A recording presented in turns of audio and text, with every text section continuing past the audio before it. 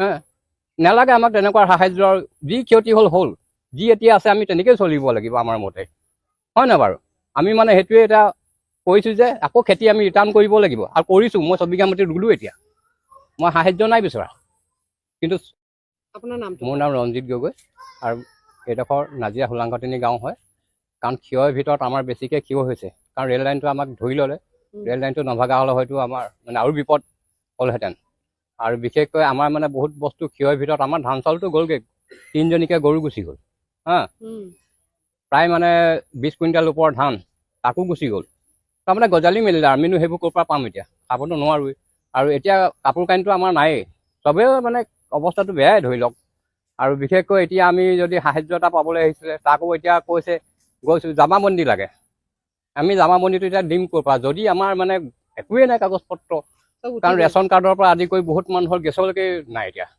উটি গুচি গ'ল আমি সেইখিনিত বচাব নোৱাৰিলোঁ হঠাৎ পানী আহিলে ক'ৰ পৰা বচাম অকল মানুহকেইটাহে জীয়াই থাকিলোঁ তাকো মানুহকেইটা য'ত আমি স্লেপৰ ওপৰত ধৰি থাকিলোঁ হা পিছদিনা NDF আমাক নিছেহি 13 ঘণ্টাৰ মূৰত আমি আৰু 3 দিনলৈকে আমি ষ্টেচনৰ ৰেলৱে ষ্টেচনৰ প্লেটফৰ্মত আমি আছিলোঁ না তেতিয়ালৈকে আমাৰ কোনো সাহায্য নাই আমি যেনেকৈ দূৰটোৰ পৰা পানী এটোপা হ'লেও বিচাৰি খালোঁ সেইখিনি সময়ত যিটো সময়ত আমাৰ তাৰমানে 3 দিন লঘনে থাকিবলৈ হ'লে মানুহ কেনেকুৱা হয় অৱস্থাটো আৰু মানুহবোৰ এনেই কমজুৰি হৈ গৈছে মানুহবোৰ এতিয়া জমাবন্দী কোনে বিচাৰিছে জমাবন্দী আজি য'ত আমাক কৈছিলে মানে য'ত কাগজ পত্ৰ আমাৰ ডকুমেণ্টছ লৈছিলে তাত গ'লোঁ যে জামাবন্দী লাগে আমি জামাবন্দীটো ক'ৰ পৰা দিম এতিয়া আমাৰতো জামাবন্দী নাই ঘৰে উটি গ'ল বস্তুৱেই নাই আমাৰ ৱাৰ্ড মেম্বাৰ আছে ৱাৰ্ড মেম্বাৰকে সোধক তেওঁ আছিলে তাতেই হা নালাগে আমাক তেনেকুৱা সাহায্যৰ যি ক্ষতি হ'ল যি এতিয়া আছে আমি তেনেকৈ চলিব লাগিব আমাৰ মতে হয় না বাৰু আমি মানে সেইটোৱে এটা কৈছোঁ যে আকৌ খেতি আমি ৰিটাৰ্ণ কৰিব লাগিব আৰু কৰিছোঁ মই 6 বিঘা মাটি ৰুলোঁ এতিয়া মই সাহায্য নাই বিচৰা কিন্তু 6 দিনকৈ মতামেকি হ'লে আমি আকৌ 6 বিঘা মাটি ৰুবলগীয়া হ'ল কঠীয়াখিনি যেতিয়া নেকি বাচি গ'ল আৰু মইতো অহা বছৰ কি খাম আমি খেতিৰ ওপৰত চলা মানুহে নাইতো নাই হাঁহ কুকুৰা গৰু মূৰটো নায়ে গুচি গ'ল তেনেকৈতো আমি খেতিৰ ওপৰত চলি আছোঁ এতিয়া অঁ 3জনীকৈ গৰু ক্ষতি গায় এজনী গাভিনী গায় সেইটো গোহালি তেনেকৈ পৰি আছে ভাগি থাকিলে এডিঙি পানীত আহি পেলাই যেতিয়া গৰুৱে চট পটাইছে আমি কাটি দিছোঁ ৰছী যা তহঁতি ক'ত মই গৈছোঁ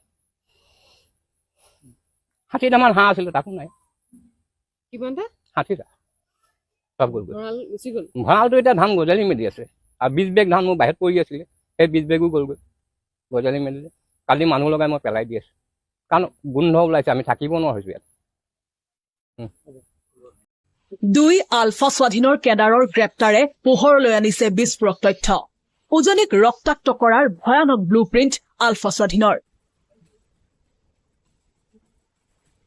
বিস্ফোৰক তথ্য পোহৰলৈ অহাৰ পিছত সাৰ পাইছে অসম আৰক্ষী দুৰ্গম হাবি জংঘলত চলিছে আৰক্ষীৰ আলফা বিৰোধী অভিযান ধৃত 2 কেডাৰক সহায়ৰ অভিযোগত আটক 2জনক তিনিচুকীয়াত নিৰ্বিচাৰ গুলীচালনা কৰি ৰক্তাক্ত কৰাৰ পৰিকল্পনাৰে ম্যানমাৰৰ দুৰ্গম শিবিৰৰ পৰা প্ৰৱেশ কৰিছিল 2 আলফা স্বাধীনৰ কেডাৰে জাগুনৰ পৰা বৃহস্পতিবাৰে 2 কেডাৰ ক্ৰমে চিঞৰ অসম আৰু মনোজ অসমক গ্ৰেপ্তাৰৰ পিছতেই অসম আৰক্ষীয়ে লাভ কৰিছে কেতবোৰ শিহৰণকাৰী তথ্য উজনিত সন্ত্ৰাস বিয়পোৱাৰ উদ্দেশ্যেৰে বৃহৎ অস্ত্ৰ শস্ত্ৰ লৈ আহিছিল এই 2 কেডাৰে 2গৰাকী কেডাৰে ব্যৱহাৰ কৰিছিল এখন বগা ৰঙৰ ছুইফ্ট বাহন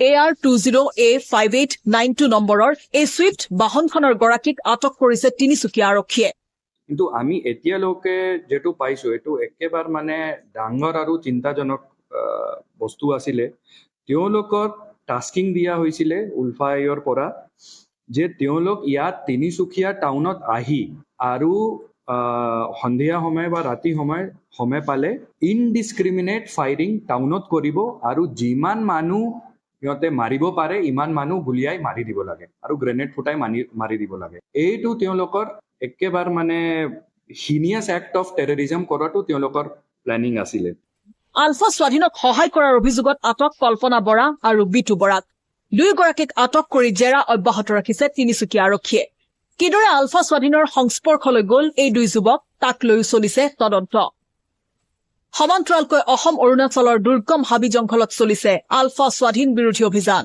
সেনা আৰক্ষীয়ে সন্দেহজনক ঠিকনাসমূহত চলাইছে অভিযান মুঠৰ ওপৰত 2 কেডাৰৰ স্বীকাৰোক্তিয়ে নিদ্ৰাহৰণ কৰিছে অসম আৰক্ষীৰ চেগাপাৰা স্লোপিঙৰ পৰা সোণপুৰালৈকে ইয়াত এটা মঠাই নাই সেইকাৰণে এই বৃহৎ অঞ্চল এটা সদায় প্লাবিত হয়। কাৰণ আমাৰ দিখৰ দলঙৰ ওচৰৰ পৰা এই চুমপিং অঞ্চললৈকে এটা বান্ধ আছে, তাৰপিছত ইয়াৰ পৰা সিংহদুৱাৰলৈকে নাই। সিংহদুৱাৰত অকণমান সৰু জেগা এটা কভাৰ কৰিবৰ কাৰণে এটা বান্ধ আছে। আনাদাৰ মণিপুৰী তিনিআলিৰ পৰা সোণপোৱালৈকে কোনো ধৰণৰ মথাউৰি ব্যৱস্থা নাই। ইয়াৰ কিবা ব্যৱস্থা কৰিব পৰা যায় নেকি? ডেফিনেটলি নিশ্চয় কৰিব পৰা যাব, কাৰণ আমি আজিয়ে গম পাইছোঁ নহয় যে এটা বান্ধ থকা হ'লে হয়তো আজি আমাৰ এইটো অৱস্থা নহ'লহেঁতেন। গতিকে এটা বান্ধ নিৰ্মাণ কৰিলে নিশ্চয় ভৱিষ্যতৰ দিনত আমি এনেধৰণৰ বানৰ পৰা আমাৰ ৰাইজ সুৰক্ষিত হৈ থাকিব। এই সুযোগতে মই আপোনাক আৰু এটা কথা কৈ থওঁ, আপুনি আমাৰ গোহাঁই ডাঙৰীয়া ওচৰ চুবুৰীয়া, আমি সকলো একেই ওচৰ চুবুৰীয়া। আপুনি শিৱসাগৰ জিলাৰ অবিভক্ত মন্ত্ৰী হিচাপে কি কৰে? কাৰণ এইটো বহুত দীঘলীয়া। গোটেই কথাটো এতিয়া নলেজত আহিছে যে এনেকুৱা ধৰণৰ আপুনি নগালেণ্ড প্ৰশাসনৰ নগালেণ্ডৰ আপুনি মুখ্যমন্ত্ৰীও যোগাযোগ কৰিছে, তাত বৰ্তমান কি পৰিস্থিতি আছে? যিহেতু ইয়াত ধাৰাবাহিক বৰষুণ হৈ আছে। তাতে এতিয়া বৰষুণ কমিছে বুলি কৈছে, তাত কালিৰ পৰা বৰষুণ নাই বুলি কৈছে।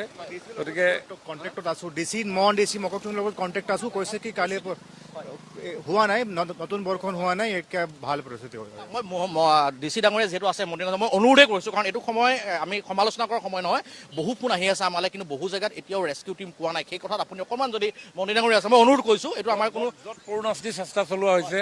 প্ৰত্যেকটো ইয়াতে মোৰ ফেচবুকত যেতিয়া দিছে, সেই ফেচবুকত দিয়া নাম্বাৰ মেছেজ এইবিলাক লগে লগে আমাৰ কণ্ট্ৰল ৰুমলৈ পঠিয়াইছোঁ। কণ্ট্ৰল ৰুমে লগে লগে ফোন কৰিছে, কাৰণ এইটো কোনো আইডিয়া নোহোৱা বস্তু এটাতো। গতিকে সকলোৱে যৎপৰোনাস্তি চেষ্টা কৰিছে, কোনো ৰাতি হোৱাই নাই। মইতো হোৱাই নাই, আপোনালোকে জানে তেজপুৰত আছিলোঁ, লগে লগে মুখ্যমন্ত্ৰী আহিবলৈ ক'লে আহি পাইছে। জিলা আয়ুক্তও হোৱা নাই, কোনো হোৱা নাই, দিনে ৰাতিয়ে লাগি আছে। গতিকে মই ভাবোঁ যে আজি অকণমান আমাৰ পৰিস্থিতিটো আহি যাব। SDRF NDRF যোৱা কালিৰ পৰা প্ৰায় 30খন বোটেৰে উদ্ধাৰ কাৰ্যত ৰাইজক সহায় কৰি আছে। আৰু আজি বহু অঞ্চল আছে য'ত গৈ SDRF NDRFও পাব পৰা নাই। নাজাকে মই কৈছোঁ, নাজিৰাৰ গেলেকী আছে, হাতীপতি আছে, বিহুবৰ চন্তকত এতিয়াও কিন্তু বহু লোক তেওঁলোকে গছৰ কিছুমানে আশ্ৰয় লৈ আছে, ওখ ঠাইত আশ্ৰয় লৈ আছে। তাত গৈ ৰেস্কিউ তাৰ কাৰণে আমি সেনাবাহিনীক অনুৰোধ জনাইছিলোঁ, বায়ু সেনাবাহিনীক। তেখেতসকলে ইতিমধ্যে 4খন হেলিকপ্টাৰ পঠিয়াইছে। খন্তেক সময়ৰ পিছতে প্ৰথমখন হেলিকপ্টাৰ ৰেইকিৰ কাৰণে কোন কোন অঞ্চলত তেওঁলোকে উদ্ধাৰ কাৰ্যত লিপ্ত হ'ব লাগিব, ৰেইকিৰ কাৰণে আহি পাবহি বৰ্ডিং ফিল্ডত। আমি তালৈকে এতিয়া গৈ আছোঁ, আৰু সেই ৰেইকি হোৱাৰ পিছতে এই 4খন হেলিকপ্টাৰ ৰাইজক উদ্ধাৰ কাৰ্যত আমি লিপ্ত হ'ম। ডিজাষ্টাৰ মেনেজমেণ্টৰ মন্ত্ৰী ডাঙৰীয়া কেশৱ ডাঙৰীয়া অহা কথা আছিল, আহি পাইছে? আহি আছে।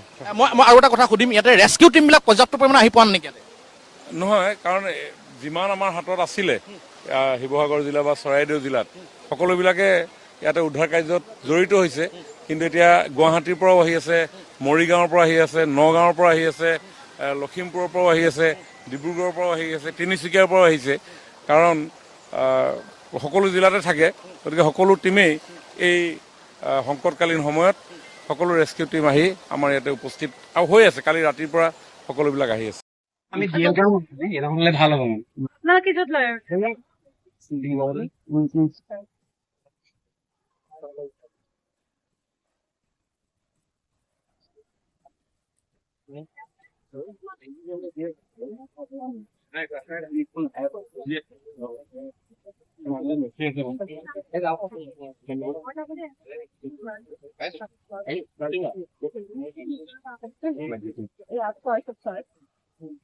हेलो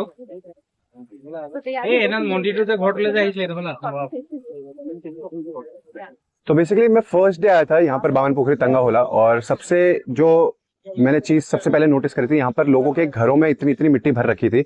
और यहाँ पर जब मैं फर्स्ट डे आया था, मैं ट्रैक्टर से आया था, यहाँ चलने लायक चीजें नहीं थी।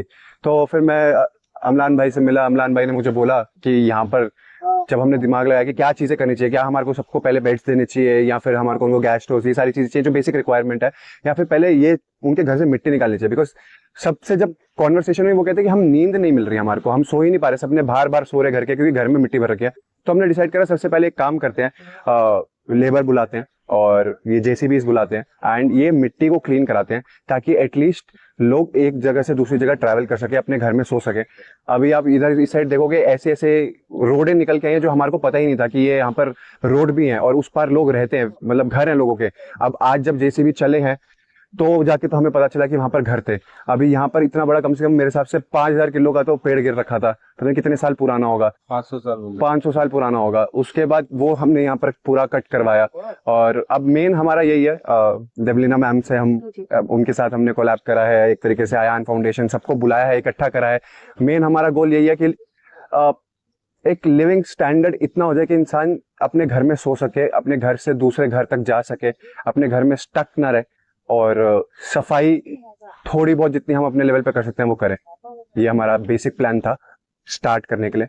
उसके बाद फिर हमने डिसाइड करा नेक्स्ट फेज क्या होना चाहिए। हमने डिसाइड करा कि हम यहाँ पर बेड्स देते हैं, फिर मैट्रेसेस देते हैं, और सोने के लिए एटलीस्ट लोगों की नींद प्रॉपर हो जाएगी। मेरे को लगता है जो फर्स्ट फेज ऑफ रिलीफ है, जो बेसिकली खाना था, वो गवर्नमेंट की तरफ से भी, लोगों की तरफ से भी बहुत आया है। अभी भी जब हम लोगों के घर, क्योंकि फर्स्ट डे हमने सिर्फ रिसर्च करा था लोगों को चाहिए क्या। हम पहले दिन ऑन ग्राउंड सिर्फ इसलिए आए थे, हमने 8-10 घंटे ये रिसर्च करता लोगों को क्या चाहिए। तो हमने नोटिस करा था कि सबके पास खाना पहुंच रहा है, बट ये जो मेन कंडीशन है ये ऑन ग्राउंड आके ठीक करानी है। तो ये शुरू करा, अब बेड्स देंगे, मैट्रेसेस देंगे। उसके बाद ये इन्होंने देवलीना फाउंडेशन और आयान फाउंडेशन ने मिलकर डिसाइड करा कि यहाँ पर 100 घर बनाने वाले हैं एंड पूरा रेनोवेट करने वाले हैं, उनको कुछ स्क्रैच से बिल्ड करने वाले हैं। तो उन्होंने बोला कि, मैंने पूछा कि मैं क्या कर सकता हूँ इस चीज में, तो मेरे को उन्होंने बोला कि आप टॉयलेट्स प्रोवाइड करवा दो। एंड मैंने बोला डन, 100 घरों के टॉयलेट्स की जिम्मेदारी हम लेते हैं, वो हम बनाते हैं। और कितना दिन रुकेंगे यहाँ पर? सर मैं ऑनेस्टली मैं आया 2 दिन के हिसाब से था, बट फिर जब मैंने ऑन ग्राउंड रियलिटी समझी, मैं कभी सोच के नहीं आता, क्योंकि हम ना मैंने सोशल मीडिया पे ऐसी चीजें देखी, ना मैंने न्यूज चैनल्स पे ऐसी चीजें देखी कि यहाँ पर ऑन ग्राउंड कंडीशन क्या है। तो पहला दिन तो हमारे को समझने में लग गया कि कौन से एरियाज हैं, कैसे कैसे अफेक्ट हुए हैं, क्या क्या चीजें चाहिए। फिर हमने डिसाइड करा कि हम ग्राउंड पे आते हैं, अलग अलग एरियाज को कवर करते हैं। हमने सिमलगुड़ी में काम किया, हमने ये बामन पुखरी तंगाहोला में काम किया, कल हमने भावधारा में काम किया था। भावधारा से आते आते कल भावधारा में हमने 10,000 रुपए बांटे 100 फैमिलीज को। और आते आते हमारे को पता चला कि और भी वहां पर ऐसी फैमिलीज हैं जो कह रही हैं कि हमारे तक रिलीफ नहीं पहुंच रहा। तो मैं थोड़ा सॉफ्ट दिल का बन जाता हूँ उसमें, फिर मेरे को ऐसा लगता है कि नहीं, अब मैं कल उनकी भी मदद करके आऊंगा। तो मैं कोशिश कर रहा हूँ, मैं बहुत काम अपना होल्ड करके आया हूँ, बट अभी जब तक एक मैं फंड्स लेके आया हूँ, हमने पूरी इंडिया से मिलके 50 घंटे स्ट्रीम करे थे मेरे भाई ने, निश्चय ने, और हमने 70 लाख रुपए उठाए थे। मैं चाहता हूँ वो एक रुपया सही जगह पहुंचे और सही लोगों से कनेक्ट हूँ। मैं देवलीना मैम से कनेक्ट हुआ, अमलान भाई से कनेक्ट हुआ, ट्रू होप्स वालों से कनेक्ट हुआ। सबसे कनेक्ट होने के बाद मेरे को समझ आ रहा है कि वो लोग क्या क्या कर रहे हैं और ग्राउंड लेवल पे हमें क्या करना चाहिए। अगर मैं भी आता या फिर मैं किसी की एनजीओ के थ्रू डोनेट करता जो सिर्फ खाना बांट देता, मुझे ऐसा लगता है कि शायद वो 50 घंटे वेस्ट हो जाते। तो हम ये नहीं चाहते थे कि हम 50 घंटे वो वेस्ट करें, और हम चाहते थे कि जो हमने वो 50 घंटे पैसा उठाए वो पैसा एक लोगों तक पहुंचे, आसाम के लोगों तक पहुंचे। और जैसे ही वो पैसा मैं पूरा लगा दूंगा, फिर मैं वापसी चला जाऊंगा। আমি কেইবাদিন ধৰি বামুণ পুখুৰী টেঙাখলা গাঁৱত অঞ্চলত আছো, আৰু ইয়াত দেখিছো প্ৰায় সকলোখিনি মানে নষ্ট হৈ গৈছে। নৈখন একেবাৰে কাষতে আছে, বহুতে নেপালী খুটি, ইয়াৰে মানে নেক্সট গাঁওখনে নেপালী খুটি, গতিকে বহু মানুহ, যিহেতু ছচিয়েল মিডিয়া নেপালী খুটিৰ বিষয়ে খুব আলোচনা হৈছে, খুব চৰ্চা হৈছে, তাত বহুতো সাহায্য গৈছে। কিন্তু আমি যেতিয়া দেখিলো যে এইখন গাঁৱত, টেঙাখলা গাঁৱত ইমান সাহায্য বা ইমান এনজিঅ যে ঢুকি পোৱা নাছিলে, তেতিয়া আমি ভাবিলো যে আমি এইখন গাঁৱলৈ যাব লাগে। তেনেকে আমি চিন্তা কৰিলো যে আমি এইখন গাঁৱলৈ আহিম। আৰু ইয়াত দেখিছো, ইয়াত গোটেই মানে যিমান জীৱিকা, কাৰো একো জীৱিকা নাই, সকলো ইয়াতে পল্ট্ৰি ফাৰ্ম আছিলে, তাঁতীশাল আছিলে, সকলোবোৰ বিধ্বস্ত, নষ্ট হৈ গৈছে। তাৰপাছত গোটেই নৈখন কাষতে আছে, দীঘল নৈখন কাষতে আছে, গোটেই ঘৰ বাৰী, কাৰো ঘৰে নাই। প্ৰায় 65 ফেমিলিজ, তেওঁলোকৰ ঘৰ একেবাৰে নোহোৱা, নষ্ট হৈ গৈছে, ধ্বংস হৈ গৈছে, উটি গুচি গৈছে। গতিকে আমি চিন্তা কৰিলো যে আমি এইখন গাঁৱত কিবা যদি কৰিব পাৰো, আৰু কেৱল ঘৰৰ কথা নাহে, ঘৰৰ পাছত কি, ঘৰখনত থাকিব, কিন্তু তেওঁলোকে কেনেকৈ জীৱনটো জীয়াব, গতিকে জীৱিকাৰ কথাও চিন্তা কৰা হৈছে। লাহে লাহে আমি কেইবাটাও পৰিকল্পনা কৰিছো। মোৰ লগতে আয়ান ফাউণ্ডেশ্যন আৰু ট্ৰু হোপ ফাউণ্ডেশ্যন এটা ৰাজস্থান বেছড এনজিঅ হয়। তেওঁলোকে আমাক যোগাযোগ কৰিলে, যিহেতু আমি গ্ৰাউণ্ড লেভেলত কাম কৰি আছো, তেওঁলোকে গ্ৰাউণ্ড লেভেলত আহিব নোৱাৰে, তেওঁলোকে আমাক এক্সটাৰ্নেলি হেল্প কৰে, ফাণ্ডছ ৰেইজ কৰিবলৈ হেল্প কৰে। আৰু এই গোটেই কেম্পেইনটোত আমাক কেইবাজনো হেল্প কৰিছে। তেনেকে আজি এনেকে অভিষেক ভাই আহিলে, তেওঁলোক আহিছে, আমাক যোগাযোগ কৰিছে, লগতে খানজাদি আহিছিলে, তাৰপাছত আৰু বহুতো আমাৰ নেশ্যনেল ক্ৰিয়েটাৰ্ছে আমাৰ লগত কাম কৰিছে। আৰিয়ান কেলভিন খুব এতিয়া জনপ্ৰিয়, তেওঁ এজন ক্ৰিয়েটাৰ, নেশ্যনেল ক্ৰিয়েটাৰ। তেখেতেও আমাৰ লগত যোগাযোগ কৰি আমাক যথেষ্ট পৰিমাণে ধন সংগ্ৰহ কৰি দিছে। গতিকে মই এটা কথাই চিন্তা কৰিছো যে যিমান ধন আমাৰ মাজত আছে বা গোট খাইছে বা আমি সংগ্ৰহ কৰিবলৈ পাৰিছো, এটকা এটকা যাতে যিখিনি মানুহক সঁচাকে প্ৰয়োজন হৈছে বা যি লাগে সেইখিনি যাতে ভাল মানে উচিত স্থানত গৈ পায়, আমাৰ সেইটোৱে চিন্তা। আৰু সেইকাৰণে ময়ো প্ৰায় এমাহ ধৰি ইয়াতেই আছো। যিখিনি পাৰিছো কৰিছো। আজি যিহেতু ঘৰ বনোৱা আৰম্ভ কৰিব লাগিব, ইতিমধ্যে আমি এখন ঘৰ আৰম্ভ কৰিলো, এখন আজি সম্পূৰ্ণ হব। ৰিদীপ পানিকা, তেখেতক চাগে এতিয়া বৰ্তমান জানেই, এজন শিশু, যিগৰাকী শিশু কুকুৰ এটা বচাব গৈ পেলাই তেওঁ নিজৰ আচলতে মৃত্যু ঘটিলে। তেখেতৰ ঘৰখন আগতে আমি কৰি দিব লগীয়া হ'ল, কাৰণ তেওঁৰ মাতৃয়ে মোক জীয়ৰী বুলি কয়। তেওঁৰ মাতৃয়ে মোক খুব অনুৰোধ মানে মৰমেৰে কৈছিল যে আমি ল'ৰাটোৰ সকাম পাতিব পৰা নাই, সেইকাৰণে আমাক ঘৰখন কিবাকে ব্যৱস্থা কৰি দিয়ক। সেই কথাষাৰ শুনিলে কাৰ মনটোত মানে সেনেকুৱা নহব নহয় জানো? গতিকে আমি তেওঁৰ ঘৰৰ পৰা আৰম্ভ কৰিলো। এতিয়া আমি কেইবাটাও ঘৰ ইয়াত বনাম, কিন্তু ঘৰ বনাবৰ কাৰণে প্ৰথম অৱস্থাত আমি যেতিয়া কাম কৰিবলৈ আমাৰ গোটেই ৰাস্তাবোৰ চাফা হব লাগিব। ইয়াত মানে ইমান বেছি বিধ্বস্ত, ইমান নষ্ট হৈছে। নগা পাহাৰৰ পৰা উঠি আহিছে, ডাঙৰ ডাঙৰ গছৰ মুঢ়াবোৰ উঠি আহিছে, গোটেই জাবৰ জোথৰ গোটেই জমা হৈ আছে, গোটেই ৰাস্তাটো মানে খোজকাঢ়িব নোৱাৰি। আমিতো প্ৰথম দিনা 3 দিনমান ট্ৰেক্টৰতে অহা যোৱা কৰিছো, আজি অকমান বুটযোৰ পিন্ধি আহিব পাৰিছো। গতিকে প্ৰথম অৱস্থাত আমি চাফা কৰিবৰ কাৰণে আজি গোটেই দিনটো প্ৰায় 10খনতকৈ বেছি জেচিপি লগাইছো আৰু প্ৰায় 200তকৈ বেছি আমি লেবাৰ লগাইছো, সহায় কৰা মানুহখিনি লগাইছো। আৰু তেওঁলোকে আমাক গাঁওখন যিমান পাৰো আজি আমি চাফা কৰিবলৈ চেষ্টা কৰিম, যত্ন কৰিম, সেইটোৱে আমাৰ পৰিকল্পনা। মইতো বিশেষকে ইয়াত নাথাকো, কিন্তু যিহেতু আমি দেখিলো যে এনেকুৱা, মই ওচৰৰে হয়, মৰাণৰে মোৰ ঘৰ। মই যেতিয়া দেখিলো যে ইয়াত এনেকুৱা এটা চিটুৱেশ্যন হৈছে, তেতিয়া মই মোৰ ফালৰ পৰা কি কৰিব পাৰো সেইখিনি কথা ভাবিলো। আমাৰ আইন ফাউণ্ডেশ্যন আমি আগৰ পৰাই আমি কাম কৰি আহি আছো অসমত, বেলেগ বেলেগ চেক্টৰত আমি কাম কৰো। তেতিয়া আমি তেতিয়া ফাৰ্ষ্ট ষ্টেপ আমি ভাবিলো যে কি কৰো। তেতিয়া আমাৰ দীপলিনা ডেকা ফাউণ্ডেশ্যন অলৰেডি অন গ্ৰাউণ্ডত আছিলে, তেওঁলোকৰ লগত আমি কণ্টেক্ট কৰিলো। তেওঁৰ পৰা গম পালো যে আচলতে এনেকুৱা এখন গাঁও আইডেণ্টিফাই হৈছে য'ত ধৰক বহুত মানে অলমষ্ট নেগলেক্টেড আছে এইখন গাঁও, আৰু বেছি মানে ফাউণ্ডেশ্যন অহা নাই, বেছি ৰিলিফ তেওঁলোকে পোৱা নাছিলে, কাৰণ বহুত ভিতৰুৱা এটা অঞ্চল। তো সেইটো কাৰণে আমি ভাবিলো যে এইখন গাঁৱে আমি পিক কৰো। আগৰ পৰাই মোৰ এটা সপোন আছিলে যে এখন মডেল ভিলেজ বনোৱা। তো ভাবিলো অলৰেডি যেতিয়া বস্তুখিনি ডেষ্ট্ৰয় হৈ গৈছে, যেতিয়া নিজে অন গ্ৰাউণ্ড আহি পিনে দেখিলো, তাৰপিছত আমি চালো যে ইয়াত আমি মানে অকল যদি আমি ঘৰে বনাও, প্ৰথম ঘৰৰ কথা, কিন্তু ঘৰখন বনাই দিলে মানে বস্তুখিনি শেষ হৈ নাযায়। তেওঁলোকৰ জীৱিকা যিহেতু খেতি আছিলে, খেতি আমি যদি চাওঁ চব নষ্ট হৈ গৈছে এতিয়া, খেতিখিনি একো নাই। আৰু প্লাছ এই খেতিৰ পৰাই তেওঁলোকে আজি কথাও পাতিছো আমি বহুত মানুহৰ লগত, তেওঁলোকৰ খেতিৰ পৰাই আমি মানে নিজৰ ইনকাম চৰ্চটো সেইটো খেতিয়ে আছে তেওঁলোকৰ। তো তাৰপিছত আমি চালো যে ইয়াত লাইভলিহুড আমি কেনেকে মানে গ্ৰ' কৰিব পাৰো, তাৰ কাৰণে আমি কি কি প্ৰজেক্ট আনিব পাৰো। তাৰপিছত আমি বেলেগ এতিয়া আমাক ঘৰ বনাবলৈ আমাৰ ফাণ্ড লাগিছিলে, তো তেতিয়া আমি কিছুমান ফাণ্ড ৰেইজাৰ ষ্টাৰ্ট কৰিলো। আৰিয়ান কেলভিন আছে আমাৰ বাহিৰৰ এজন ইউটিউবাৰ, তেওঁ আমাক বহুতখিনি সহায় কৰিলে প্ৰথম কেম্পেইন। তাৰপৰা এতিয়া খানজাৰী আহিছিলে, তাৰপিছত আমাৰ এতিয়া অভিষেক ভাই তেওঁ আহিছে, এতিয়া তেওঁ আমাক বহুতখিনি সহায় কৰিছে। প্ৰায় 25 লাখ মান টকা তেওঁলোকৰ ফালৰ পৰা আহিছে। আৰিয়ান কেলভিনৰ ফালৰ পৰা প্ৰায় 50 লাখ মান টকা তেওঁলোকৰ পৰা ডনেশ্যন আহিছে। এনেকে কৰি আমি প্ৰায় বেলেগ চব জেগাৰ পৰা আমি যিমান ফাণ্ড আহি আছে আমি কালেক্ট কৰি আছো। আজি ট্ৰু হোপেও আমাক ইয়াত প্ৰায় অলমষ্ট 20 লাখ মান টকাৰ ফাণ্ড তেওঁলোকে আমাক দিছে এখন ডেভেলপমেণ্ট কৰিবলৈ। এটা মন্দিৰ বনাই আছো আমি ইয়াত। এই মন্দিৰটো মানে আপোনাৰ হনুমান মন্দিৰটো আপোনালোকে দেখিছে, তাত অভিষেক ভাইয়ে 5 লাখ টকা আৰু আপোনাৰ ট্ৰু হোপৰ ফালৰ পৰা 15 লাখ টকা আমি তাত এটা ফাণ্ড পাইছো, যোনটো দি আমি এটা মন্দিৰ বনাবলৈ চেষ্টা কৰিম এতিয়া ভালকে এটা। আৰু এইখিনি এতিয়ালৈকে আমি আজিতো বিশেষকে আমাৰ ক্লিনিং ড্ৰাইভটো চলি আছে, সেইটো ফাৰ্ষ্ট ষ্টেপ আছিলে। আজি ক্লিনিং ড্ৰাইভৰ পিছত আপোনালোকে ইয়াত দেখি গৈ থাকিব যে আমি কেনেকে এইটো গ্ৰ' কৰি গৈ থাকিম, ভিলেজখন আমি গ্ৰ' কৰি গৈ থাকিম। আৰু আমি ভাবো যে যেনেকুৱা ভিলেজখন আছিলে আগত, তাতকে যে 10 গুণ আৰু সুন্দৰ কৰি তোলা, সেইটো এটা পৰিকল্পনা। এইটোতো প্ৰথমটো আমি আহিছিলো চাবলৈ যে ইমাৰ্জেঞ্চি ৰিলিফটো কেনেকুৱা তেওঁলোকে অলৰেডি দীপলিনা ডেকা ফাউণ্ডেশ্যনৰ ফালৰ পৰা কৰি আছিলে।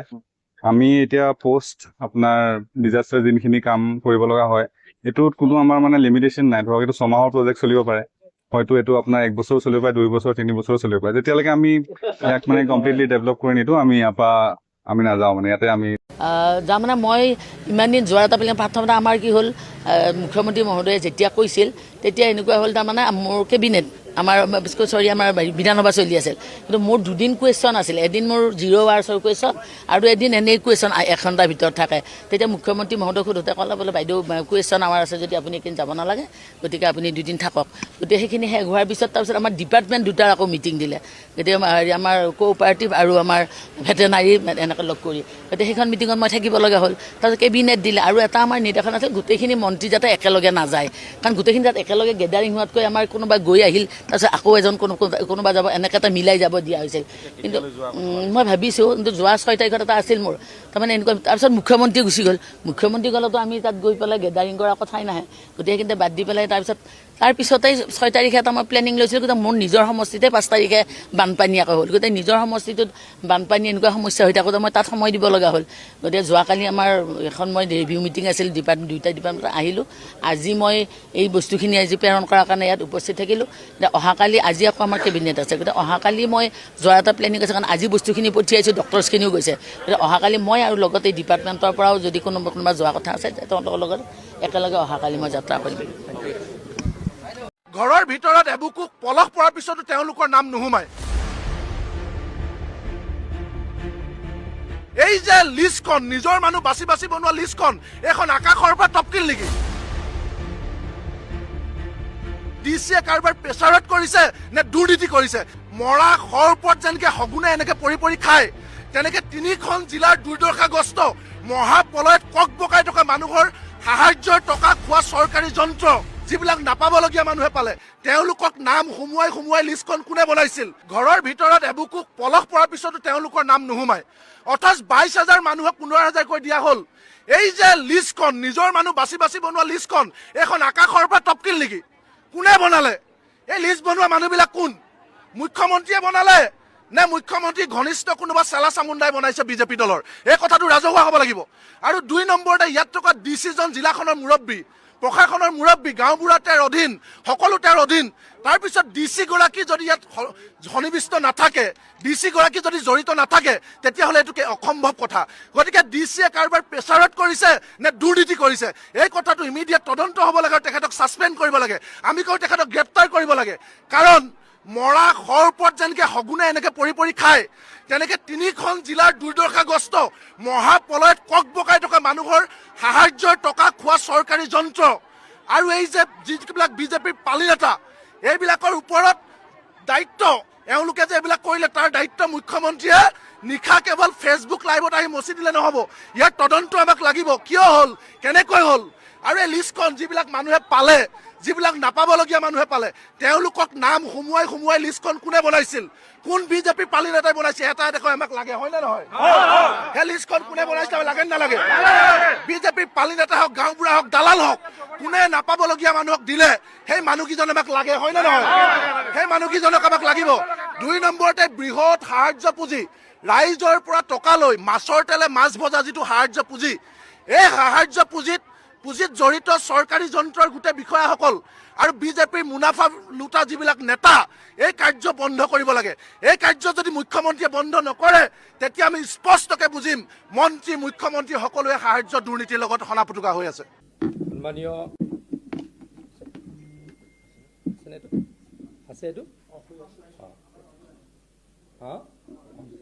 সন্মানীয় সাংবাদিক বন্ধুসকল, আপোনালোক সকলোৱে জানে যোৱাকালি ঝাৰখণ্ডৰ ৰাঁচীত শান্তিপূৰ্ণ আন্দোলন চলাই থকা শিক্ষাৰ্থীসকলৰ ওপৰত ঝাৰখণ্ড চৰকাৰৰ যি ব্যাপক অত্যাচাৰ, নিৰ্মম অত্যাচাৰ আৰু ছাত্ৰ ছাত্ৰীসকলক মাৰপিট, এই ঘটনাক আমি তীব্ৰ ভাষাৰে গৰিহণা দিছোঁ। সাংবাদিক বন্ধুসকল, ঝাৰখণ্ড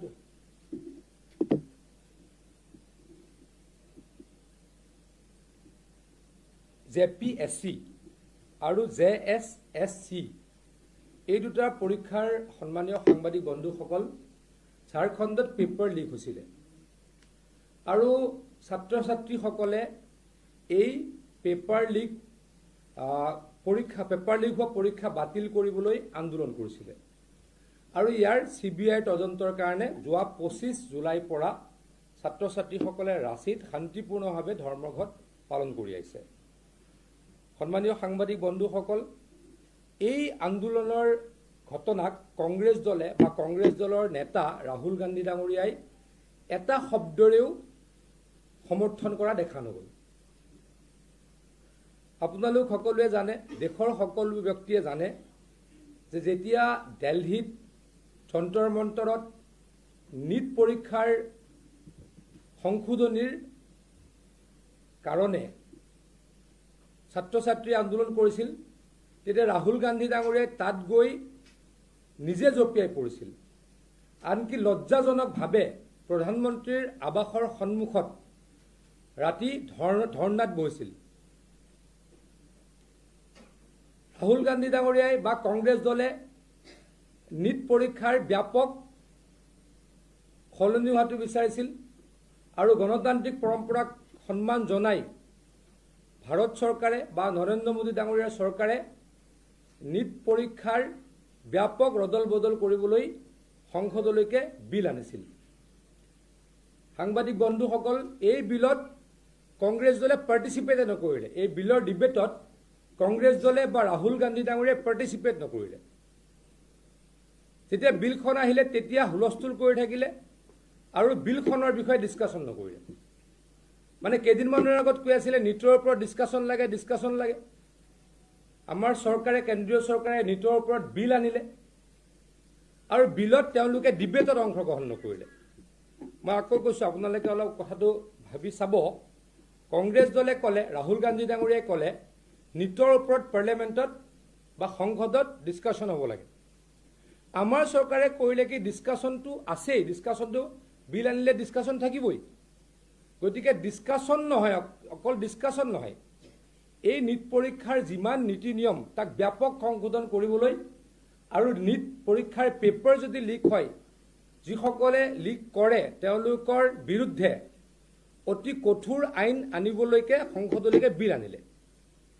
অতি দুখৰ বিষয়, তাৎপৰ্যকৰ বিষয়, ৰাহুল গান্ধী আৰু কংগ্ৰেছে এই বিলৰ ডিবেটত অংশগ্ৰহণ নকৰিলে। এইবাৰ তেওঁলোকে লাগিলে যে নীটৰ পৰীক্ষাৰ বিৰোধিতাৰে বা কেন্দ্ৰীয় শিক্ষামন্ত্ৰীৰ পদত্যাগৰ দাবীত যি ছাত্ৰ ছাত্ৰীয়ে আন্দোলন কৰিলে, সেই আন্দোলনকাৰীসকলক গুলিওৱা বুলি এটা মিছা প্ৰচাৰ চলালে। It is totally false and fabricated. কোনো পধ্যে যন্তৰ মন্তৰত প্ৰতিবাদত অংশগ্ৰহণ কৰা ছাত্ৰ ছাত্ৰীক গুলিওৱা হোৱা নাই। ভাৰত চৰকাৰ এই ক্ষেত্ৰত অতি স্পষ্ট। কিন্তু তাৰ বিপৰীতে কংগ্ৰেছে বা ৰাহুল গান্ধীয়ে সমগ্ৰ ভাৰতত অপপ্ৰচাৰ চলালে, দুষ্ট প্ৰচাৰ চলালে আৰু এইবাৰ ক'লে যে কেন্দ্ৰীয় গৃহমন্ত্ৰী অমিত শ্বাহ ডাঙৰীয়াই সংসদত আহি ভাষণ দিব লাগে। ভাৰত চৰকাৰৰ পৰা কোৱা হ'ল, parliamentary affairs minister Kiren Rijiju ডাঙৰীয়া আৰু পীয়ুষ গোৱেল ডাঙৰীয়াই ক'লে, আপোনালোক আহক, ইয়াৰ ওপৰত ডিছকাশ্যন হ'ব আৰু এটা এটাকৈ উত্তৰ অমিত শ্বাহ ডাঙৰীয়াই দিব। তাৰ পাছতো তেওঁলোকে কথাটো নুশুনে। মানে কিবাকে সংসদখনত হুলস্থুল কৰি ৰাখিব লাগে আৰু তেওঁলোকে ক'ৰ পৰা সংসদক বা ভাৰতক আঁতৰাই ৰাখিব লাগে, ভাৰতৰ প্ৰত্যেকজন ব্যক্তিক আঁতৰাই ৰাখিব লাগে, যাতে মোদী ডাঙৰীয়াই ইয়াৰ ওপৰত উত্তৰ দিয়াৰ সুবিধা নাপায়, যাতে অমিত শ্বাহ ডাঙৰীয়াই উত্তৰ দিয়াৰ সুবিধা নাপায়। মই আকৌ কৈছোঁ, নীট পৰীক্ষাৰ সলসলনিৰ কাৰণে বা নীটৰ ওপৰত ডিছকাশ্যন তেওঁলোকে বিচাৰিছিল। ভাৰত চৰকাৰে অকল ডিছকাশ্যনেই নহয়, নীটৰ পৰীক্ষাৰ ব্যাপক সংশোধনৰ কাৰণে বিল আনিলে। সেই বিলৰ ডিবেটত তেওঁলোকে অংশগ্ৰহণ নকৰিলে। তাৰপাছত কুচি কৰে, এইবাৰ ক'লে যে অমিত শ্বাহ ডাঙৰীয়া আহিব লাগিব সংসদত ভাষণ দিবলৈ, যে তাতে ছাত্ৰ ছাত্ৰীক গুলিওৱা হৈছে। চৰকাৰৰ ফালৰ পৰা স্পষ্টকৈ কোৱা হ'ল, এজনো ব্যক্তিক গুলিওৱা হোৱা নাই আৰু কোনো গুলি খোৱা ব্যক্তিৰ ওলোৱাও নাই, ভিডিঅ'ত ওলোৱা নাই বা ফটোত ওলোৱা নাই, ভিডিঅ'ত বা ফটোত কোনো গুলি খোৱা ব্যক্তি ওলোৱা নাই। এই কথাটো সম্পূৰ্ণ মিছা আৰু এইটো এটা দুষ্ট প্ৰচাৰ। কিন্তু তাৰ পাছতো কেন্দ্ৰীয় চৰকাৰৰ ফালৰ পৰা কোৱা হ'ল অমিত শ্বাহ ডাঙৰীয়াই ভাষণ দিব বা ইয়াৰ উত্তৰ এটা এটাকৈ দিব। কংগ্ৰেছে এই প্ৰত্যাহ্বান গ্ৰহণ কৰিব পৰা নাই। মানে অমিত শ্বাহ ডাঙৰীয়াৰ উত্তৰ শুনাৰ তেওঁলোকৰ সাহস নাই, নৰেন্দ্ৰ মোদী ডাঙৰীয়াৰ উত্তৰ শুনাৰ তেওঁলোকৰ সাহস নাই। গতিকে ৰাহুল গান্ধী ডাঙৰীয়া এজন ফেইল লিডাৰ, 100টা ইলেকশ্যন হাৰিছে আৰু যি যি ইছ্যু লৈছে, ৰাফেলেই হওক, ডিমনিটাইজেশ্যনেই হওক, সিদিনা ভোট চুৰিৰ মিছা অপপ্ৰচাৰ, এটা ইছ্যুকো ভাৰতৰ জনসাধাৰণে মানি লোৱা নাই। আৰু প্ৰত্যেকটো ইছ্যুৰ বিপৰীতে গৈ, ৰাহুল গান্ধীৰ প্ৰত্যেকটো ইছ্যুৰ বিপৰীতে গৈ ভাৰতৰ জনসাধাৰণে ভাৰতীয় জনতা পাৰ্টি আৰু আমাৰ মিত্ৰজোঁটক ভোট দিছে, NDAক ভোট দিছে আৰু মোদী ডাঙৰীয়াক তৃতীয়বাৰৰ কাৰণে প্ৰধানমন্ত্ৰী পাতিছে। গতিকে আকৌ কৈছোঁ, ৰাহুল গান্ধী ডাঙৰীয়া এগৰাকী ফেইল লিডাৰ। তেওঁ এটা ইছ্যু কোনোবাই কৈ থাকিব, ওপৰত জঁপিয়াই দিয়ে। কোনোবা এটা ইছ্যু এটা বনাব, ছাত্ৰ ছাত্ৰীয়ে ইছ্যু এটা বনাইছে, তেওঁ ওপৰতে জঁপিয়াই দিয়ে। আৰু যেতিয়া ঝাৰখণ্ডৰ ওপৰত তেওঁক সোধে, তাৰ ওপৰত তেওঁ মাতবোল নিদিয়ে।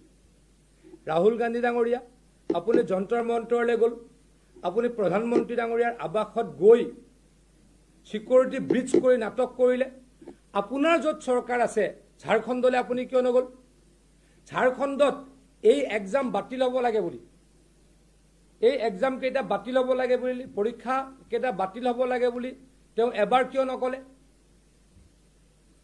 তাৰ পাছত যোৱাকালি যেতিয়া বৰ্বৰোচিত ঘটনা হ'ল, ছাত্ৰ ছাত্ৰীৰ ওপৰত পুলিচে লাঠিচাৰ্জ কৰিলে, আনকি কাঁইটীয়া তাঁৰ লগাই দিছে।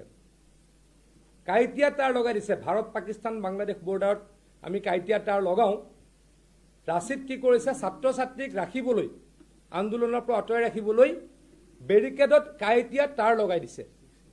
6 লেন বেৰিকেড লগাই দিছে। কিমান বৰ্বৰোচিত ঘটনা! লাঠিচাৰ্জ কৰিছে, পানী মাৰিছে, কন্দুৱা গেছ দিছে, মুঠৰ ওপৰত অত্যাচাৰ। কিন্তু মই কি প্ৰশ্ন কৰিব খুজিছোঁ, ভাৰতীয় জনতা পাৰ্টিৰ ফালৰ পৰা আমি প্ৰশ্ন কৰিব খুজিছোঁ, ৰাহুল গান্ধী ডাঙৰীয়া, আপুনি কালি কি টুইট কৰিলে? তেখেতে চিম্পুল এটা টুইট কৰিলে। কি কৰিলে? যে the use of force against student protesting in Jharkhand is wrong. তাৰ ওপৰত একো কৰা নাই, ডিমাণ্ড কৰা নাই, ৰং বুলি কৈ থৈছে। কিন্তু ঝাৰখণ্ড চৰকাৰৰ শিক্ষামন্ত্ৰীৰ পদত্যাগ দাবী কৰা নাই, বা ঝাৰখণ্ড চৰকাৰৰ এই পৰীক্ষা পাতা অনুষ্ঠান কেতিয়াবা ঝাৰখণ্ড চৰকাৰ বেয়া বুলি তেওঁ ক'বলৈ সাহস কৰা নাই। আনকি যিকেইজন চৰকাৰৰ তৰফৰ পৰা মিডিয়েটৰ দিছে ছাত্ৰ ছাত্ৰীৰ লগত আলোচনা কৰিবলৈ, তাত কংগ্ৰেছ দলৰ মন্ত্ৰীও আছে। কংগ্ৰেছ দলৰ মন্ত্ৰীগৰাকীক ৰাহুল গান্ধী ডাঙৰীয়াই কিয় কোৱা নাই যে তুমি পদত্যাগ কৰা? ৰাহুল গান্ধী ডাঙৰীয়াৰ এই যি মিছা অপপ্ৰচাৰ, এই দুষ্ট কৌশল, আভুৱা বুঢ়া কৌশল আৰু মানুহক গুমৰাহ কৰা কৌশল, এইবিলাকক ভাৰতৰ জনসাধাৰণে কেতিয়াও প্ৰশ্ৰয় দিয়া নাই। আকৌ কৈছোঁ, ভাৰতৰ জনসাধাৰণে এই মিছা অপপ্ৰচাৰক প্ৰশ্ৰয় নিদিয়াৰ কাৰণেই ৰাহুল গান্ধী ডাঙৰীয়াৰ নেতৃত্বত কংগ্ৰেছে 100টা নিৰ্বাচনত হাৰিছে। 100টা নিৰ্বাচনত হাৰিছে। গতিকে এই তেওঁ যিমান এনেকৈ মিছা কথা ক'ব, নন ইছ্যু বনাবলৈ চেষ্টা কৰিব আৰু দুইতলীয়া সিদ্ধান্ত গ্ৰহণ কৰিব, খেন্দুক দেখি ৰান্ধে, খেন্দুক দেখি বাঢ়ে, এই নীতিৰ কাৰণে ৰাহুল গান্ধীক ভাৰতৰ জনসাধাৰণে ভাল নাপায়। কংগ্ৰেছক ভাৰতৰ জনসাধাৰণে ক্ষমতাৰ পৰা দীৰ্ঘদিনৰ কাৰণে আঁতৰাই ৰাখিছে আৰু দীৰ্ঘদিনৰ কাৰণে আঁতৰাই ৰাখিব। গতিকে সাংবাদিক বন্ধুসকল, আকৌ কৈছোঁ, প্ৰধানমন্ত্ৰী মোদী ডাঙৰীয়াই সংসদত ভাষণ দিব খোজে, অমিত শ্বাহ ডাঙৰীয়াই সংসদত ভাষণ দিব খোজে। কংগ্ৰেছে বা কংগ্ৰেছৰ ইণ্ডি ব্লকে সেই ভাষণ শুনিবলৈ ভয় খায়। গতিকে সংসদখন উত্তাল পৰিৱেশ সৃষ্টি কৰি বাধা দিবলৈকে তেওঁলোকে কূটকৌশল ৰচনা কৰে। আকৌ কৈছোঁ, তেওঁলোকৰ য'ত চৰকাৰ আছে তাত পেপাৰ লিক হ'লে তেওঁলোক মনে মনে থাকে, বেলেগ জেগাত পেপাৰ লিক হ'লে তেওঁলোকে হুলস্থুল কৰে। আজি আপোনালোকক মই জনাবলৈ পাই সুখী হৈছোঁ, হয় নীট পৰীক্ষাৰ পেপাৰ লিক হ'ল, কিন্তু আকৌ নীট পৰীক্ষা পাতা হ'ল। দ্বিতীয়বাৰৰ কাৰণে যেতিয়া নীট পৰীক্ষা পাতিলে ক'তো এখন পেপাৰ লিক নহ'ল। গতিকে এয়া আৰম্ভণি, আৰু বহুত কিবা কিবি হ'বলৈকে গৈ আছে। গতিকে নীট পৰীক্ষাত অনাগত দিনত বা অন্য পৰীক্ষাবিলাকতো অনাগত দিনত কোনো ধৰণৰ পেপাৰ লিক নৰেন্দ্ৰ মোদী ডাঙৰীয়াৰ শাসনত হ'ব নোৱাৰে। তাৰ কাৰণে আমাৰ চৰকাৰ অতি কঠোৰ। কিন্তু মই আকৌ কৈছোঁ যে খেন্দুক দেখি ৰান্ধে, খেন্দুক দেখি বান্ধে। ৰাহুল গান্ধীৰ কংগ্ৰেছৰ এই যি দৃষ্টিভংগী, সেই দৃষ্টিভংগীক গৰিহণা দিছোঁ।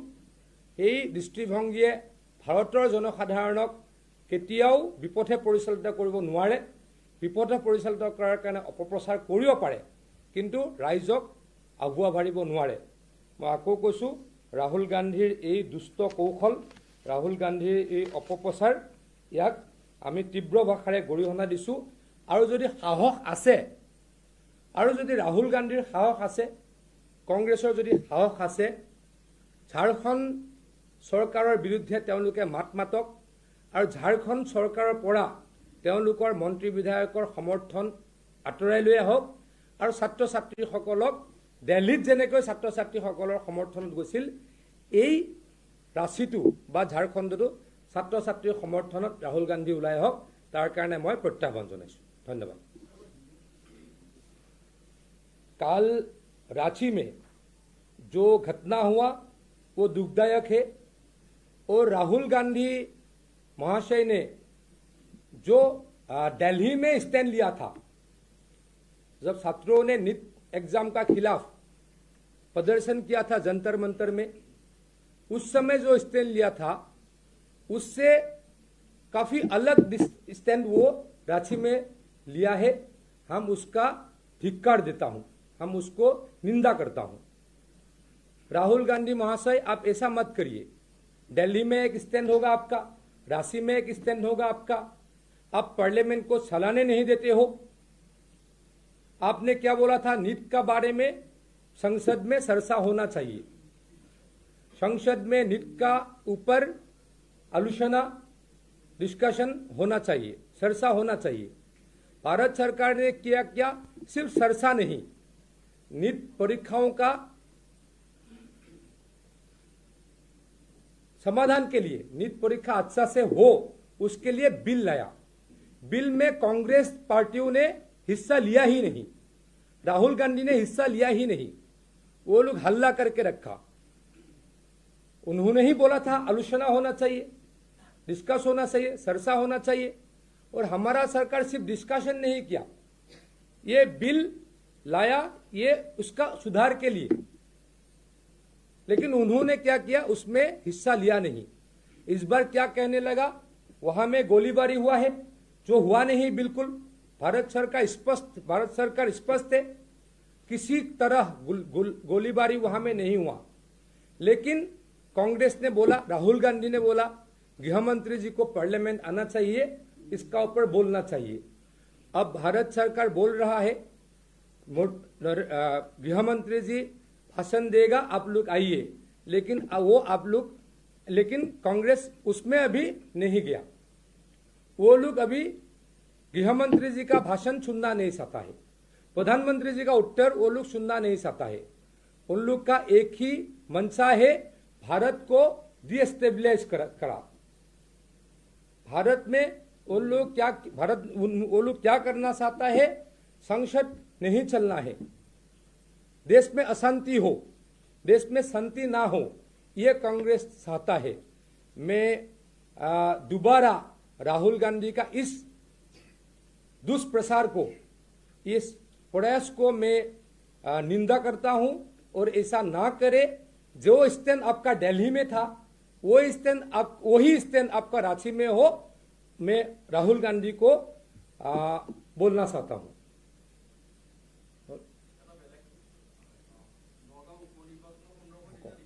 নালাগে, এইটো নাযাব, এইটো আজি স্পেচিফিক এইটো কৰিছোঁ। এইটোৰ ওপৰত কিবা ক'লে কওক।